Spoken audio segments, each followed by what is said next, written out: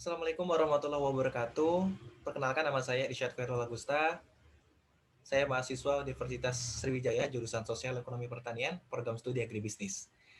Jadi hari ini teman-teman, saya akan membuat video seputar soal-soal akuntansi untuk memenuhi uh, tugas ujian tengah semester mata kuliah akuntansi. Jadi saya akan langsung saja untuk share screen.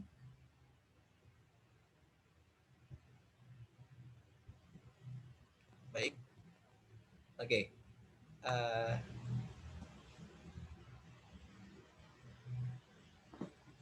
Ya, jadi teman-teman di sini saya akan membahas video terkait dengan soal-soal yang sudah saya pelajari di mata kuliah statistika. Ya, terkait di sini ada pengertian statistika itu sendiri, distribusi frekuensi, kuartil, varians, indeks harga, peluang, dan tabel binominal.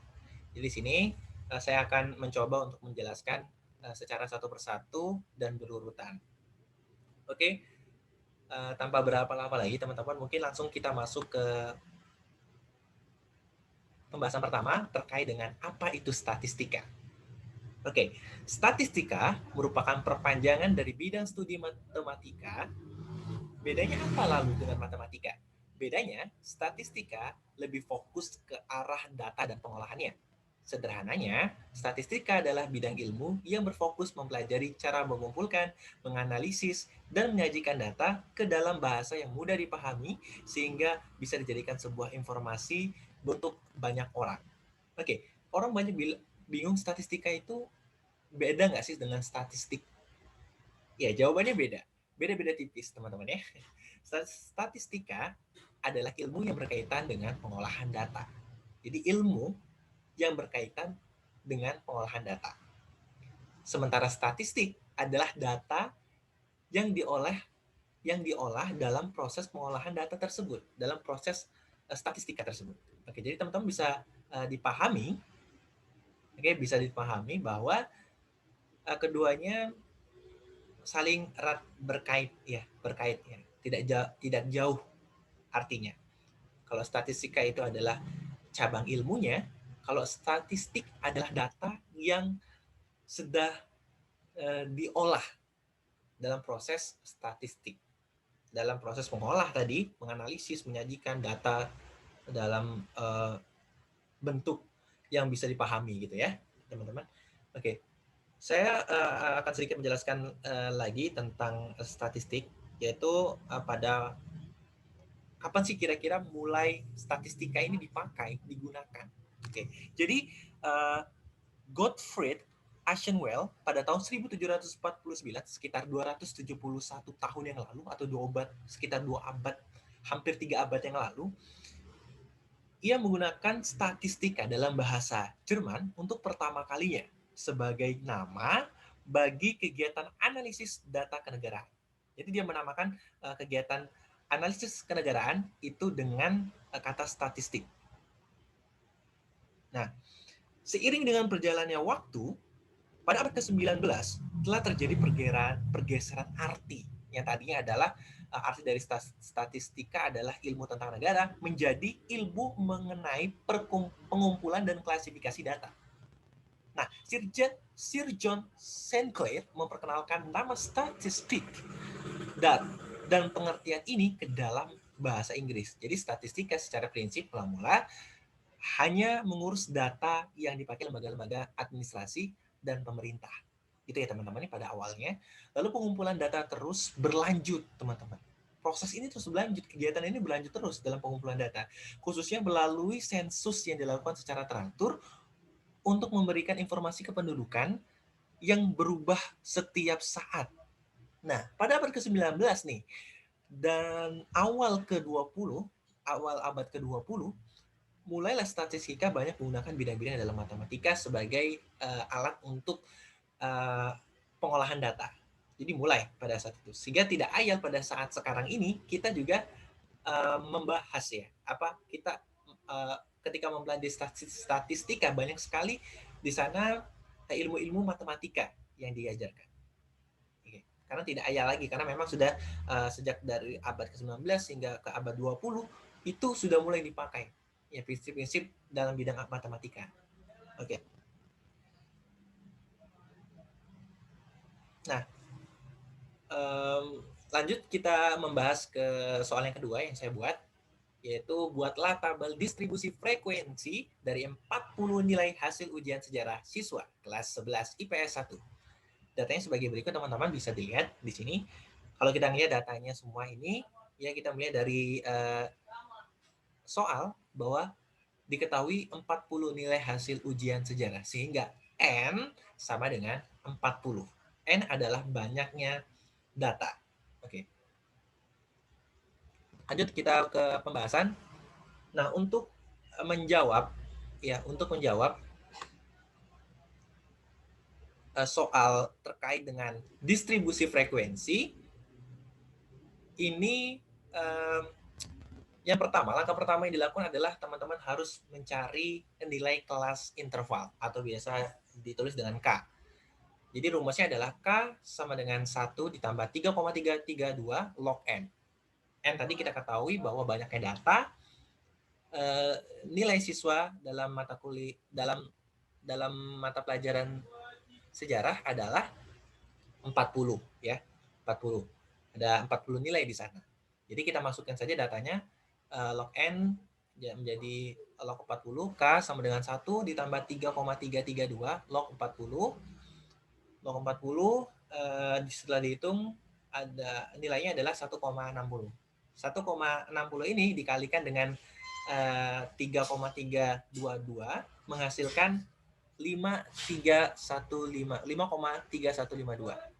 Oke. Nah, tadi untuk 1,60 tadi yang di sini itu dia belum dibulatkan. Nah, setelah dikalikan dengan 3,322 dan menghasilkan angka 5,3152, nah di sini baru kita akan melakukan proses pembulatan. Jadi teman-teman sudah tahu belum bagaimana pembulatan itu dilakukan? Jadi begini, saya akan jelaskan. Jadi apabila angka di belakang koma itu ada di bawah 5, maka dia akan menjadi maka pembulatannya akan ke bawah. Contoh tadi seperti ini. Ini kan di belakang komanya adalah 3. 3 itu adalah angka di bawah 5. Ya. Jadi pembulatannya adalah dari 5,3152 ini dibulatkan menjadi 5.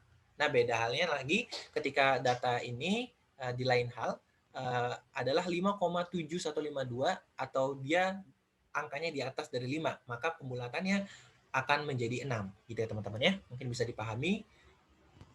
Oke, jadi tadi kita ketahui bahwa pembulatannya ada 5, kita lanjutkan perhitungannya. K sama dengan 1 ditambah 5. Sehingga kelas interval adalah 6. Kita ketahui di sini kita sudah dapat nilai kelas intervalnya. Lanjut ke langkah keduanya. Langkah keduanya adalah mencari nilai range, jarak atau rentangan, yang simbolnya adalah R. Apa rumusnya? R sama dengan XT dikurang XR. XT adalah data tertinggi atau data tertinggi, ya data terbesar dari suatu data. Oke, sementara XR adalah data terkecil. Oke, kita lihat dari data ke data. Oke, nah di sini kita lihat bahwa data yang paling besar atau tadi adalah XT ya adalah 90. Di sini tidak ada lagi ya nilai yang di atas 90, sehingga 90 sama dengan XT ya, dia adalah nilai terbesar. Dan nilai terkecil di sini adalah 50.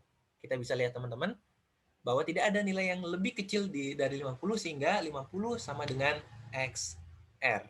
Oke, jadi kita langsung saja masukin datanya tadi. R sama dengan XT dikurang XR, sehingga R sama dengan 90 dikurang 50, maka menghasilkan 40. Jadi R sama dengan 40. Kita sudah dapat K dan R, kelas interval dan juga rank. Sekarang itu artinya kita akan dapat mencari nilai interval.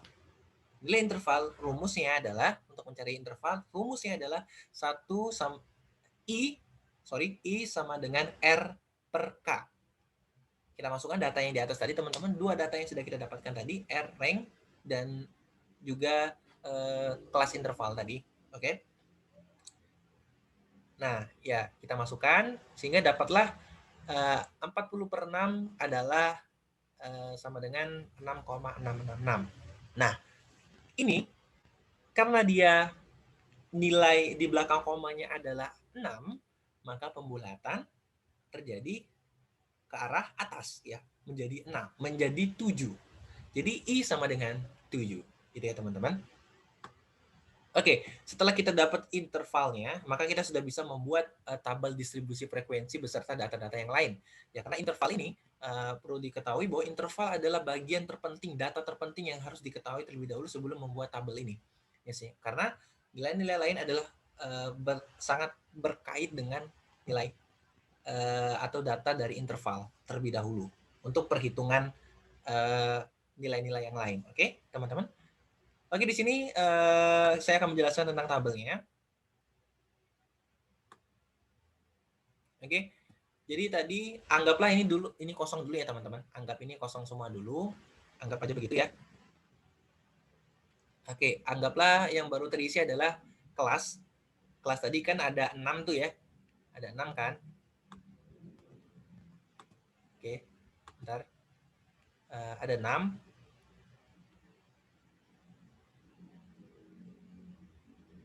Oke.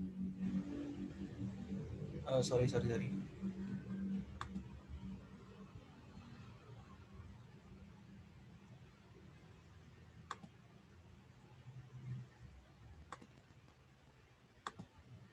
Oke. Tadi K atau kelas interval tadi diketahui ada 6, maka di sini kita tulis 1, 2, 3, 4, 5, 6 berurut secara vertikal ke bawah. Oke, jadi kita tadi intervalnya, kita ketahui bahwa intervalnya adalah 7. Jadi kita mulai merentangkan nilainya ya 50 bahwa jadi setiap interval itu terdiri dari 7 angka saja. Ya, kita mulai dari data yang terendah hingga data tertinggi. Oke, kita mulai dari 50 intervalnya 7. Jadi di sini kita bisa lihat bahwa 50 sampai 56, 57 sampai 63, 64 sampai 70, 71 sampai 77 dan seterusnya. Ya begitu teman-teman ya, dibagi karena tadi kita mendapatkan hasilnya intervalnya adalah 7, maka kita sesuaikan juga datanya bahwa setiap kelas dan interval itu 7 ya, 7 data. Oke. Kita lanjut.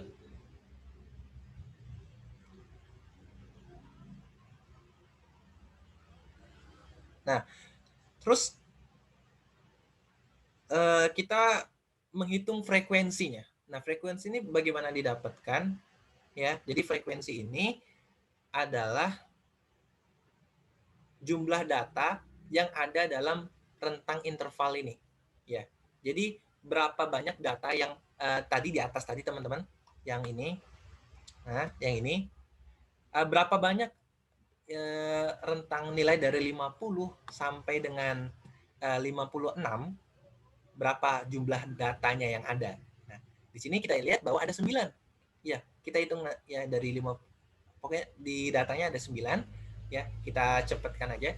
Dan 57 dari rentang interval 57 sampai 63 ada 4 data. 64 interval 64 sampai 70 ada 10 data, 71 sampai 77 ada 2 data dan seterusnya. Nah, frekuensi ini harus sesuai dengan jumlah data yang ada. Ya, ketika ini tidak sesuai maka ada terjadi yang salah. Ya, maka sigma ini sangat penting ya. Sigma frekuensi ini harus sama ketika dijumlahkan harus 40. Oke. Nilai tengah itu didapatkan dari mana? Ya, ini adalah nilai tengah-tengah dari interval ini. Ya.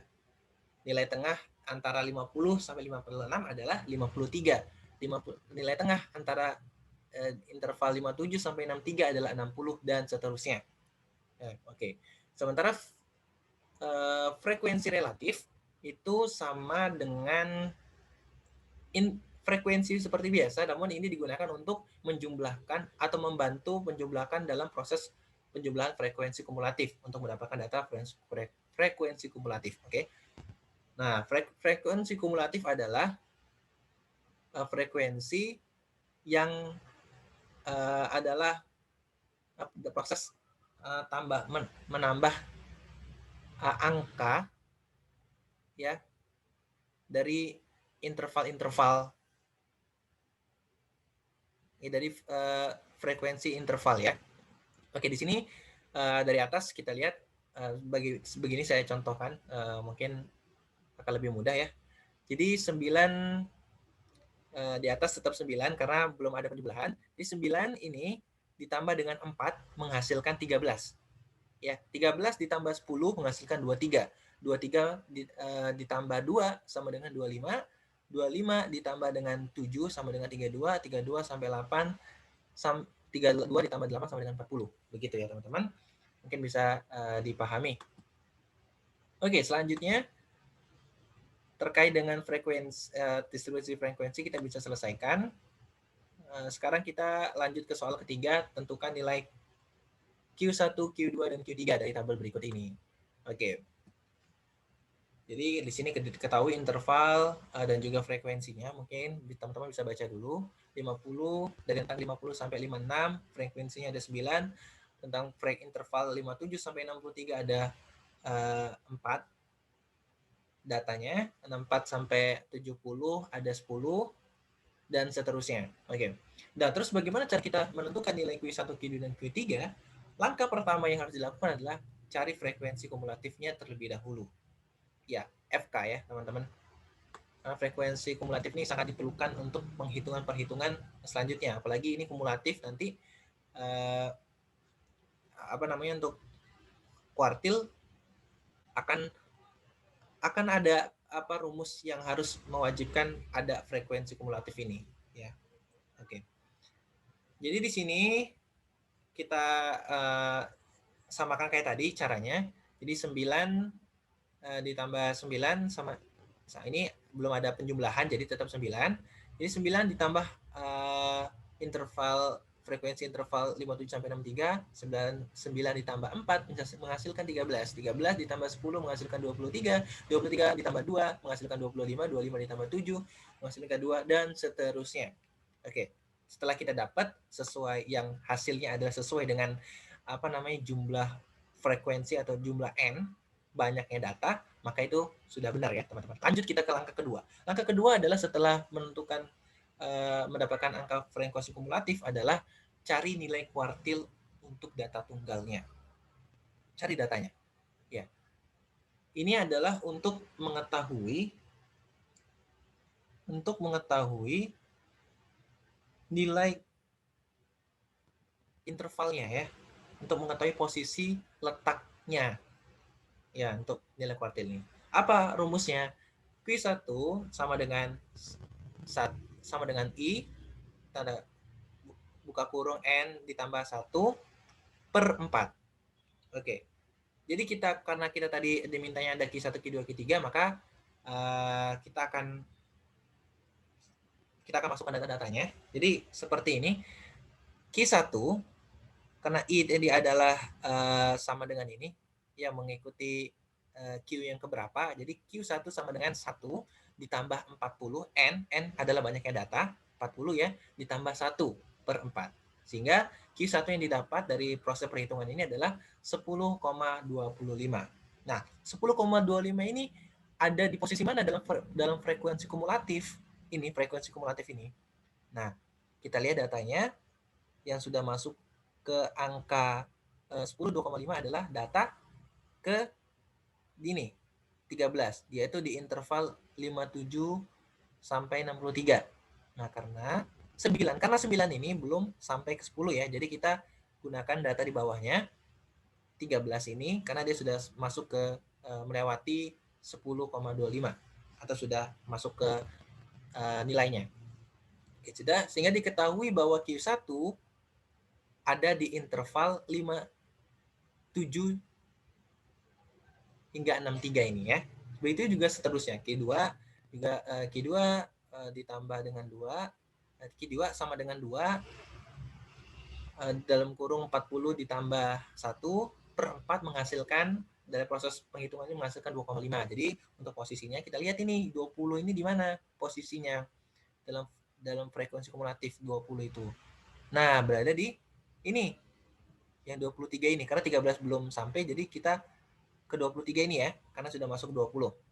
Ini ada di interval 64-70 sehingga Q2 berada di posisi di interval 64 hingga 70 dan begitu juga Q3.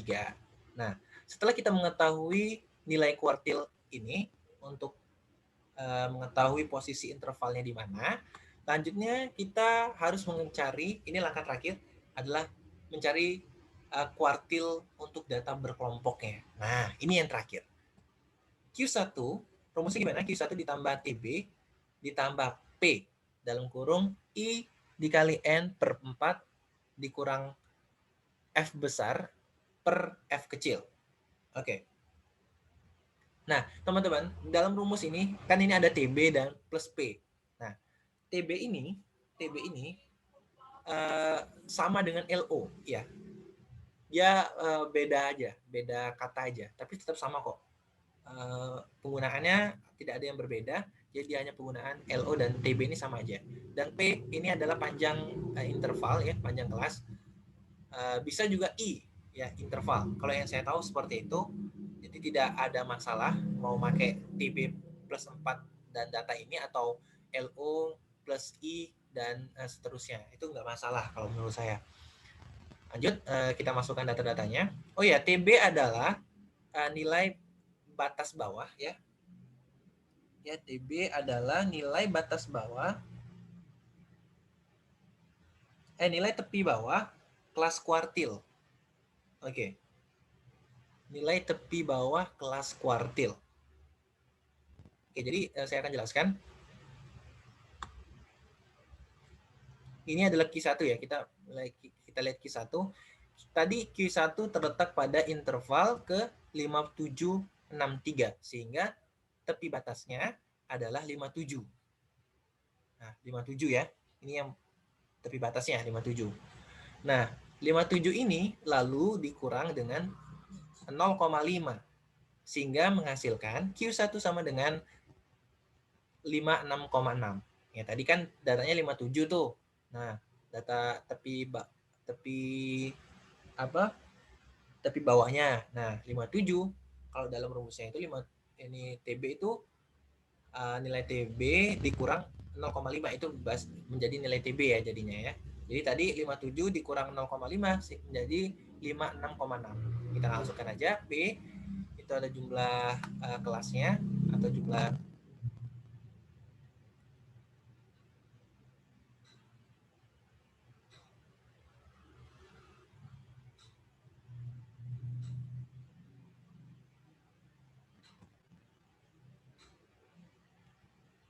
Oke, sebentar. Nah,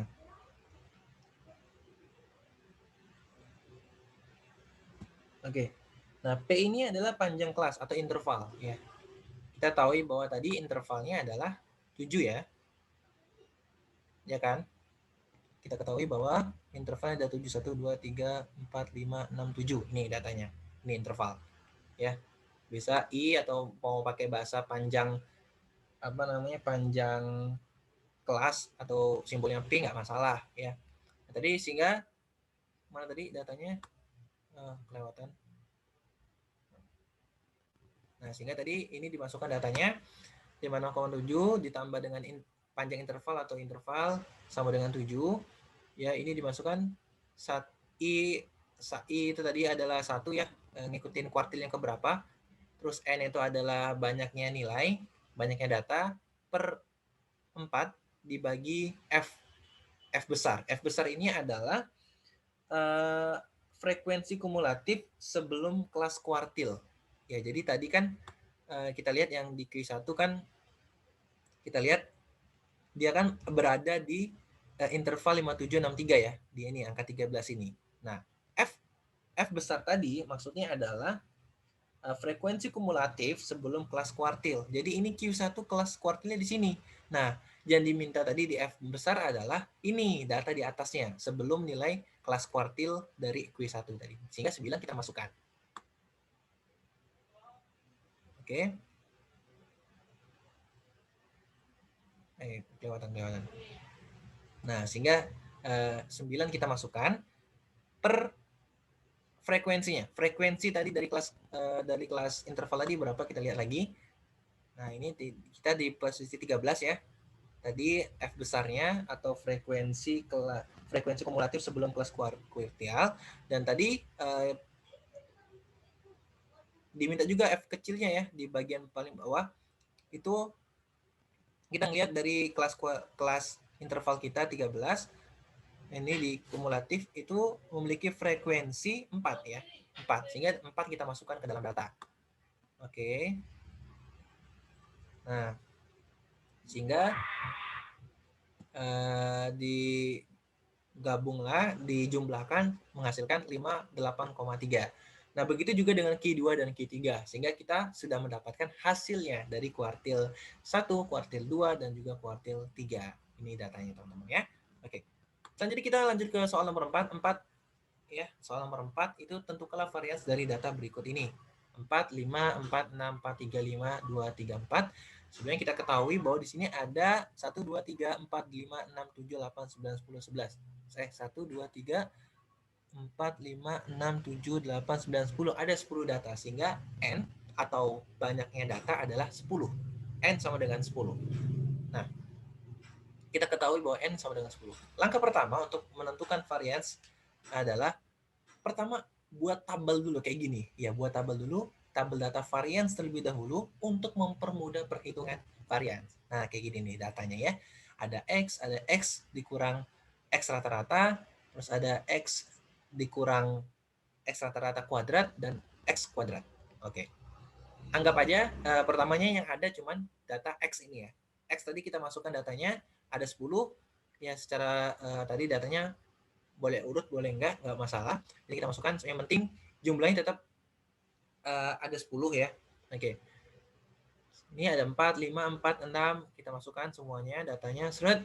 Ketika di total adalah 40 sigmanya atau jumlahnya. Nah, kalau banyaknya datanya ada 10, kalau jumlah nilainya adalah sigma X sama dengan 40. Nah, selanjutnya kita akan mencari X dikurang X rata-rata. Nah, sehingga di sini kita harus mencari terlebih dahulu nilai dari X rata-rata. Bagaimana cara mencari X rata-rata? Bagaimana rumusnya?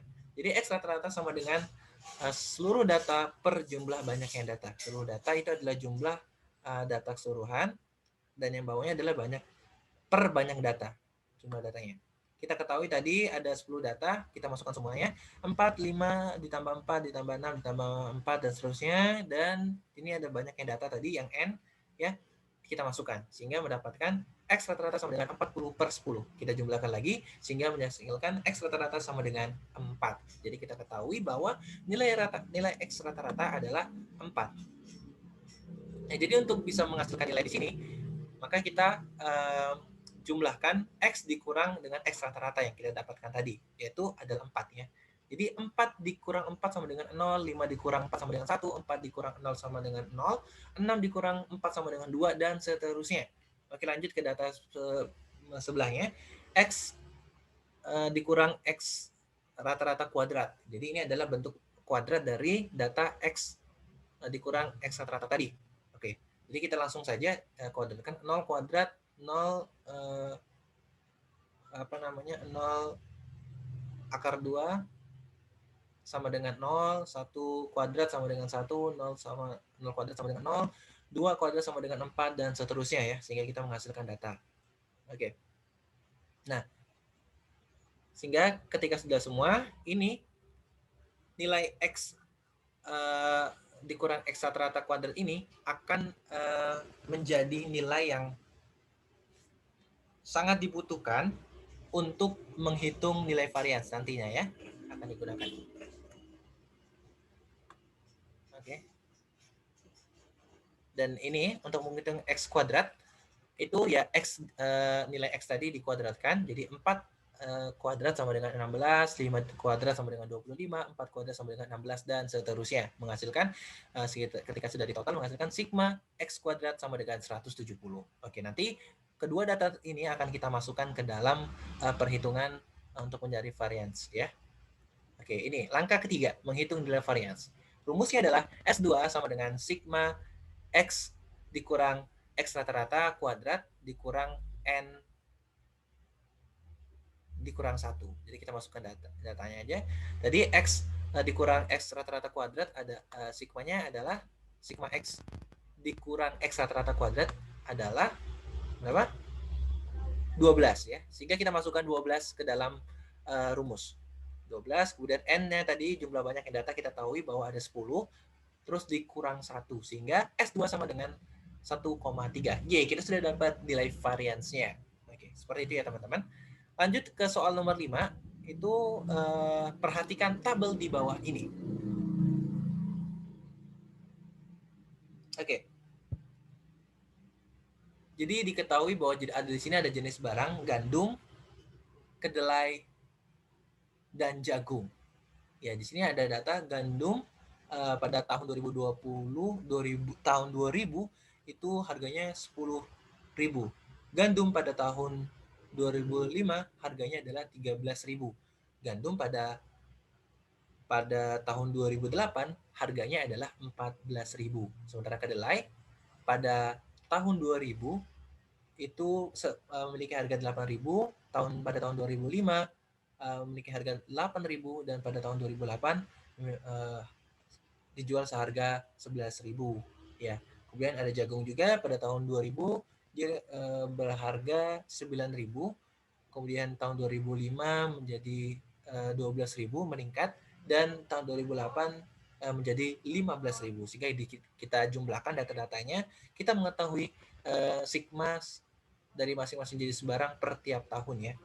Ya, jadi untuk seluruh jenis barang pada tahun 2000 kita ketahui sigmanya. Ya, 10 harga tahun 2000 untuk gandum, kedelai, jagung ketika di total adalah 27.000. Harga pada jenis barang gandum, kedelai, jagung pada tahun 2005 adalah 13.000 ditambah 8.000 tambah 12.000 yaitu 33.000, dan juga tahun 2008 gandum, kedelai, jagung itu di total sehingga menghasilkan sigma sama dengan 40.000. Nah, itu kita sudah ketahui. Nah, bagaimana cara kita ini ada perintahnya, tentukan indeks harga metode agregat untuk periode tahun 2008 dengan periode tahun dasar tahun 2010. Oke, gimana caranya? Langkah pertama, tentukan rumus dari indeks harga metode agregat. Kita tentukan dulu rumusnya yang mana. Nah, kita dapat bahwa rumusnya untuk menjawab soal ini adalah I, ya, I, indeks, ya, indeks 2008 per 2000 sama dengan sigma PN di per sigma PU dikali 100%. Apa itu sigma PN?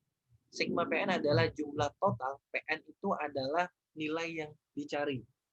Ya, kalau nggak salah adalah nilai atau harga yang dicari. Ya, tadi yang kita cari adalah 2008, sehingga kita masukkan sigma ini, sigma PN-nya. Sigma dari harga tahun 2008 ini adalah 40.000. Oke. Nah, terus PO adalah harga tahun dasar. Jadi kita dapatkan bahwa tahun dasarnya adalah tahun 2000. Sigmanya adalah 27.000. Oke, kita langsung masukin datanya aja. Angka-angka tadi ke dalam data. Jadi indeks 2008 per 2000 sama dengan sigma PN per sigma PO dikali 100%. Menghasilkan indeks 2008 per 20 sama dengan 40.000 per 27.000 dikali 100. Nah, setelah dihitung, maka dapatlah indeks 2008 per 2000 adalah 1,481%. Gitu ya. Nilainya. Ini kita sudah dapat apa namanya? Indeks harganya 1,481%. Oke, lanjut ke soal nomor 6.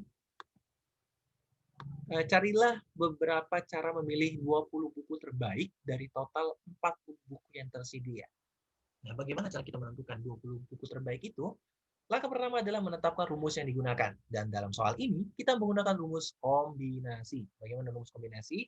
Yaitu tutup buka kurung NR sama dengan N Itu tanda serunya dibaca dengan apa namanya, faktorial. Jadi ini sama dengan n faktorial per r faktorial di tanda kurung n dikurang r tutup kurung in apa tadi, uh,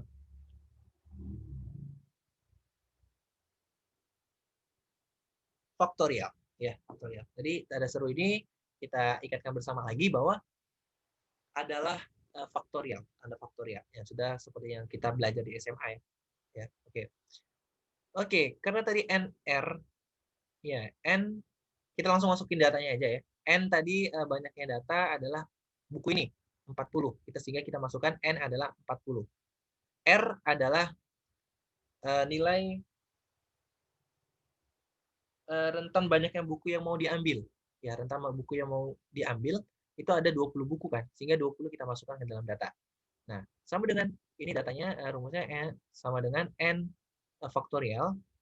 Nah, kita masukkan N yang tadi data dan juga R dan sebagainya sehingga menghasilkan 40 faktorial per 20 faktorial tanda kurung 40 dikurang 20 tutup kurung faktorial. Oke. Oke. Sehingga di sini kita dahulukan dulu yang pengurangan. Jadi sehingga didapatkan di bawah ini 40 20 sama dengan 40 faktorial per 20 faktorial dalam kurung 20 faktorial. Oke. Nah, 20 faktorial ini kita bisa kok ini apa namanya langsung apa namanya silang-silang aja. Caranya dengan begini, bawah ini. Pertama kita jabarkan dulu nilai sebelumnya dari 40 sampai 21 sehingga ini ada 20 ya, 20 nilai yang di sini sehingga dan kita sisakan 20-nya, 20 faktorialnya. Ya, ini kita tidak jabarkan karena kita sengaja untuk apa namanya mencoret kedua nilai ini yang di atas sebagai penyebut dan pembilang. Jadi habis ya. Ini 20 faktorial per 20 faktorial kita coret-coret habis sehingga menyisakan hanya 20 faktorial di bawah ya. Nah, selanjutnya 20 faktorial di bawah ini dijabarkan juga dari 20 itu 19 dikali 19, 18, 17 sampai dengan angka 1. Begitu ya penjabarannya. Kalau faktorial itu dari angka atas hingga angka terbawah itu dikali semua. Ya, jadi bentuknya seperti ini kurang lebih teman-teman. Nah, ini ketika sudah dikali dan dijumlahkan ya, dikali terus lalu dibagi, ini menghasilkan datanya 137 miliar 846 juta 528.820 cara. Saya ulangi lagi. Nah, kita mendapatkan 137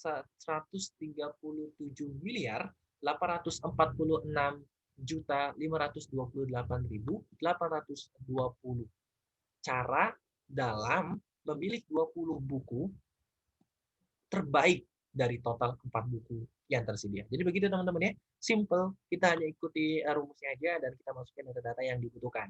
Oke, yang terakhir adalah bila ini soal tentang mudah sebenarnya, tentang tabel binominal. Saya bacakan soalnya. Bila variabel X mempunyai distribusi binominal dengan N sama dengan 6 di koma 4, P sama dengan 0,06, maka berapakah P X sama dengan 6? Carilah peluangnya dengan menggunakan data di tabel binominal kumulatif. Nah, ini teman-teman bisa diketahui bahwa kita disuruh mencari data di atas ini, ya sesuai dengan data ini di tabel binominal kumulatif. Oke, saya sudah dapat hasilnya yakni 1,0000, tapi saya akan kasih tahu caranya bagaimana. Sangat mudah sekali. Ini saya akan beritahu langkahnya sebelum praktek ya. Jadi langkah pertama adalah buka tabel binominal yang diminta terlebih dahulu. Tabelnya dibuka dulu. Kemudian langkah kedua adalah mulai mencari nilai n di tabel binominal kumulatif secara horizontal. Horizontal itu adalah ke bawah ya, dari atas ke bawah gitu. Atau yang tegak ya. Itu dicari datanya karena memang biasanya nilai n itu berurutan dari atas ke bawah gitu ya. Ke bawah secara horizontal. Oke, lalu Langkah ketiga setelah N tadi didapatkan, N sama dengan 6 ditemukan, selanjutnya cari nilai P sama dengan 0,0 di tabel secara vertikal. Vertikal itu menyamping. Jadi nanti kita cari data tersebut secara menyamping. Oke, lanjut langkah keempat adalah setelah diketahui kedua data tersebut, maka berarti kita sudah mendapatkan batas angka dalam menentukan Px. Nah, kita sudah mengunci nih. Tinggal kita lihat nilai X-nya berapa. Ya. Jadi kita akan dapat. Oke. Nah, langkah kelima, langkah terakhir nih, tinggal kita mencocokkan X sama dengan 6 dengan garis yang tegak lurus depan tadi. Dengan N sama dengan 6 dan P sama dengan 0,06. Maka peluang yang didapat dan diketahui yakni adalah 1,0000. Oke, langsung kita buka saja tabel binominal kumulatifnya. Oke, di sini. Nah, ini tabel binominal kumulatif distribusi yang diminta. Jadi kita tadi seperti langkah pertama kita cari dulu N-nya. Tadi kita ketahui bahwa N yang diminta adalah N6. Kita cari di mana letak N6, ternyata di sini, di bawah N6. Nah, kita sudah tahu bahwa letak N6 ada di sini. Ya, di sini. Ini N6 semua ya. Dan selanjutnya, terus di langkah selanjutnya kita mencari nilai P. P ini secara apa tadi? Vertikal ya. Itu P tadi yang diminta adalah P sama dengan 0,06. Nah, jadi di sini kita dapatkan. Nah, karena kita sudah dapat nilai N di sini dan nilai 0 P di sini, maka kita tegak luruskan. Begini. Nah, sehingga peluang nilai itu hanya di sini. Ya, di sini antara ini 0,6899 ini, teman-teman, sampai dengan 1,000. Tinggal kita menentukan berapa tadi X yang diminta. Oke. Ini sudah dapat ya, ini ya. Di antara 1, 2, 3, 4, 5, 6, 7 angka ini. Oke. Ini karena tegak lurus dengan nilai P dengan nilai N. Oke, jadi dapatnya di sini. Oke, karena tadi nilai X yang diminta adalah 6, maka kita lihat di sini datanya, X6. Kita lihat urutannya, wah paling bawah. Nah, kita langsung tegak luruskan kembali. Nah, di sini ya, ini N di atas ini, kita tegak lurus benar. Datanya, ini kita ada di N sama dengan 6, lokasi N sama dengan 6, terus kita di bagian X sama dengan 6. Jadi kita dapatkan di sini deh. Nah, ini. 1,0000. Kan? Mudah kan? Oke.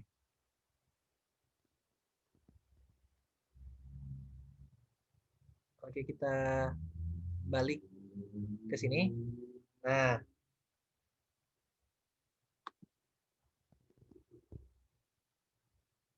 oke. Jadi itu tadi teman-teman soal-soal yang sudah saya coba kerjakan dan saya sudah jelaskan kepada teman-teman semua. Dan kepada kita semua, ini adalah pembelajaran. Bila ada kesalahan ataupun apa, ataupun koreksi, boleh teman-teman langsung cantumkan di kolom komentar. Nanti akan menjadi perbaikan bagi saya untuk membuat video atau menjelaskan dengan lebih baik lagi dan dengan sesuai dengan seperti yang seharusnya dijelaskan. Oke, mungkin cukup sekian. Saya sangat berterima kasih pada teman-teman semua, kepada Ibu Dwi Wulan yang sudah mengajarkan kami selama setengah semester dalam mata kuliah statistika. Terima kasih Ibu, dan juga terima kasih kepada teman-teman semua penonton yang sudah menonton video kali ini. Oke, saya ucapkan terima kasih. Assalamualaikum warahmatullahi wabarakatuh.